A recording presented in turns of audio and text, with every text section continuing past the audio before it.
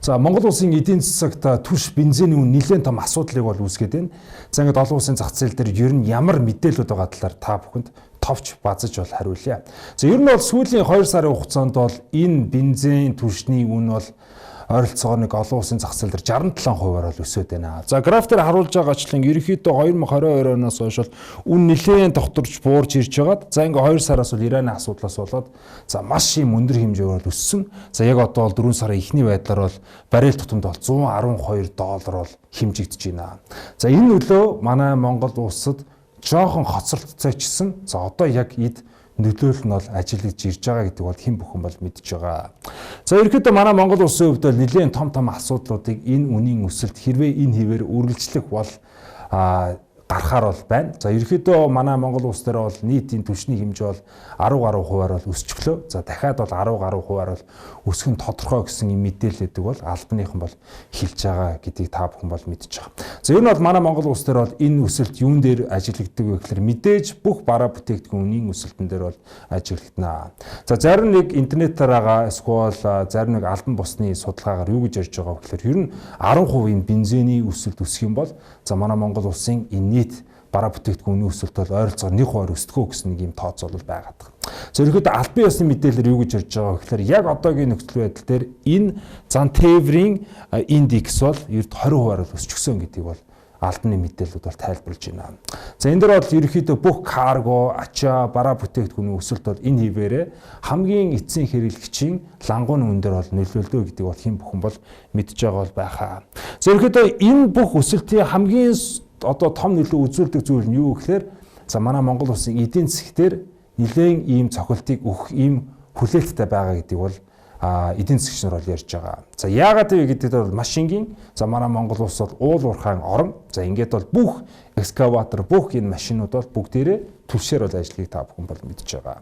За ерөнхийдөө нийт бол энэ уул уурхайн салбар дээр бол нийтийн зардлын 30-аас 35% нь бол дандаа түвшний бол зардал бол байдаг. За энэ зардал өөрөө өсөхөөрөө за тухайн бүтээгдэхүүн бол энэ тоон тутамдаа бол за жишээ нүүрс дээр аваад үзэх юм бол 20 гаруй хувийн ийм зардал бол нэмэгдэж байгаа гэсэн нэг ийм тооцоол бол ажиллаж байгаа юм аа. Тэгэхээр энэ бол шууд утгаараа юу гэж байгаа вэ гэхээр энэ хэмжээний валютууд бол манай Монгол улсын эдийн засгаас гарна. За төгрөгийн ханш дээр бол дарамт учруулна. За нөгөө талаар манай Монгол улсын төсвийн орлого дээр үзүүлдэг энэ ашиг нь өөрөө багасч ирнэ гэсэн нэг ийм сөрөг гутранг ийм эрсдлүүд бол Монгол улсын эдийн засгаар бол бий болчиход байна.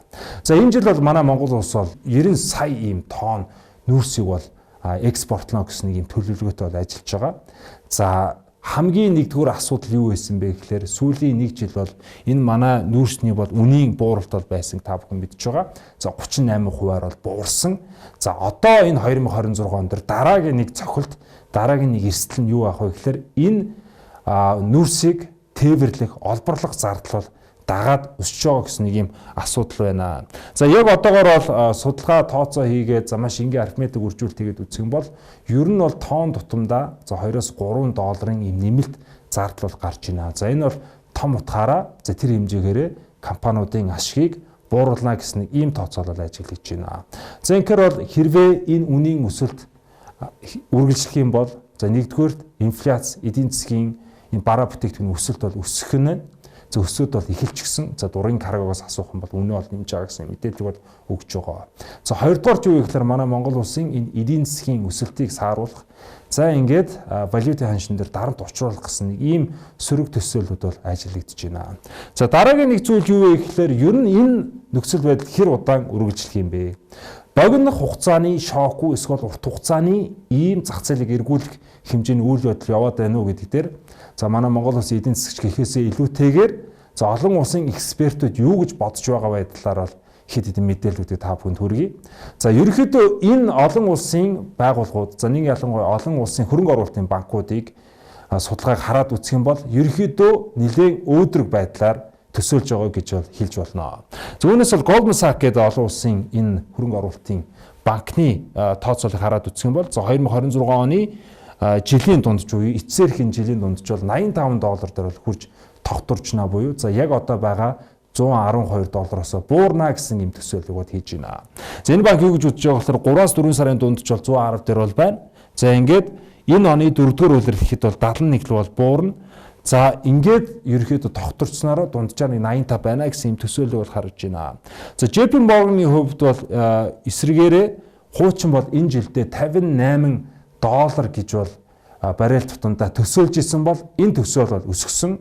За ингээд мэдээлэлүүд бол гадагшаа бол их сурвалжтай цацаж эхэлсэн. За ингээд шин тооцоолоор нь юу вэ гэхээр дунджаар бол $83 бол баррел тутамдаа хүрнэ гэсэн ийм тооцоол байгаа гэсэн. За гэхдээ ерөнхийдөө эндээс юу гэж дүгнэж бид нар болох вэ гэхээр энэ нийт ерөнхийдөө яг энэ зах зээл дээр ажиллаж байгаа хөрөнгө оруулалтын банкнууд бол дунджаар $83-аас $85 дээр бол төсөөлж гинэ буюу за яг одоо 112-оос болоо буурахнэ гэсэн нэг ийм төсөөллийг бол хийж байгаа гэдэг ийм өөдрөг зүйл байна. Гэхдээ нөгөө талаар бол угаасаа 58 69-ыг бол ингэж өсөж байгаа гэсэн бас нэг сөрөг мэдээлэл бол байгаа юм шүү. Тэгэхээр ерөнхийдөө цаашдаа дахиж огцом өснө гэсэн ийм төсөөлөл, ийм айдсыг бол ерөнхийдөө яг эксперт олон улсын банкирууд бол тэр жигтэй бол энийг бол баталгаажуулаа гэдгийг бол санах юм хэрэгтэй байгаа. За хамгийн чухал асуудал юу гэхээр үнэн нь өсөх нь бол тодорхой болчлоо. За хоёрдугаарт юу вэ гэхээр ер нь манай Монгол улс дээр энэ нефтийн тасалдал бий болох уу гэдэг маш юм чухал асуудал бол байгаа. За үүнтэй холбоотойгоор за ямар тач бол нефт болон түлшний бол тасалдал бий болохгүй харин эсрэгээр үн өснө гэсэн нэг ийм дүр зураг бол энэ дэр бол бүх шинжээчнэр за бүх одоо учир мэдэх юм албан тушаалтар бол маш тодорхой хэлж байгаа. За учир нь юу гэхээр энэ дэр товч танилцуулгууд бол нийт бол манай Монгол улсын авж байгаа түвшний 97% нь бол Оросоос бол ирж байгаа. За Оросын холбооны улсын за нэг ялангуяа ганц үйлдвэр буюу Ангарс гэдэг ийм үйлдвэрээс бол манайх бол бүх хэрэглээг бол авж байгаа. За энэ Ангарс гэдэг бол ердөө за манай Монгол улсын зах зээл дээр түшгэлсэн хамгийн их том борлуулалтын орлогоо олдог юм үйлдвэр гэхэд бол хэлэлцэд бол хийсдэггүй. За нөгөө талаар бол энэ үйлдвэрийг цаашаа бол Оросын том хотууд руу нийлүүлэх нь бол өөрөө тээвэрлэлтийн хувьд бол ашиггүй. Тэгэхээр ямар тач Оросын холбооны улс өөрөө ийшээ Монгол руу нийлүүлж байгаа. За хамгийн том зах зээл Монгол улс байгаа учраас за энэ үйлдвэрийн үйл ажиллагааг бол тогтмол нийлүүлэлт бол тогтмол явуулна гэсэн нэг ийм тооцоол бол харагдаж байгаамаа. За дараагийн нэг зүйл гэх юм бол энэ оны 1-р сард бол хоёр улсын засгийн газрын хооронд бол хилцээрүүд бол сунгасан.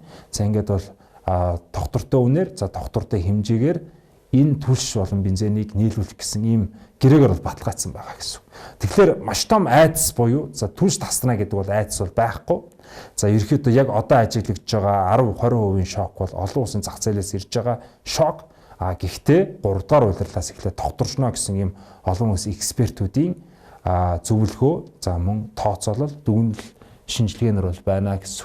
За эндээс бол эцлээд ерөөхдөө юу гэж бид нар ойлгох ёстой вэ гэхлээр за нэгдүгээрт манай Монгол улсын хувьд бол нефтийн тасалдал бол байхгүй нэ гэсэн ийм тооцоол дүгнэлт төсөөлөл бол бид нар хийхэд бол буруудахгүй. За хоёрдугаарт юу вэ гэхлээр ерөнхийдөө олон улсын шок төр бий болоод ирэхээр за бусад улсууд бол нөөцөө бол гаргаж бол ирж байгаа. За тэгэхээр бол нийлүүлэлтийг бол дэмжинэ гэсэн ийм судалгаанууд бол байна. За 3 дугаарт юу вэ гэхээр ер нь олон улсын энэ нэр хүнд бүхий хөрөнгө оруулалтын банкнуудын төсөөллөөр бол за энэ 112 120 хүрж байгаа баррел тутамдаа үнэлэгдэж байгаа ам доллараар хэмжигдэж байгаа энэ нефтийн үн бол за 3 дугаар улирлаас буураад за энэ оны жилийн эцсээр дүн за жилийн бүх тоонуудтайгаа дундчилагдаад үзэх юм бол за 83-аас $85 руу хүрч тогтворчно гэсэн нэг ийм төсөөллүүд байгаамаа. Тэгэхээр энэ гурван үндслийг бид нар аваад үзэх юм бол за энэ удаагийн өсөлт бол тэр чигтээ бол хадгалагдана. Харин энээс бол өсгүй үгүй гэдэг нь бол эргэлзээтэй. За ганц зүйл нь тодорхой гэхээр бол буурахгүй байх. За харин 4-р улирал гэхэд бол үн бол тогтворж за энэ хэмжээгээр бол дахиж өсгүй байна гэсэн нэг ийм урьдчилан төсөөллийг бол хийх боломжтой байна. За ингээд нефт түвштэй холбоотой та бүхэнд үнийн мэдээлэл болон олон улсын экспертүүдийн үзэж байгаа тооцоолыг та бүхэнд хуваалцлаа. Анхааралтай баярлалаа.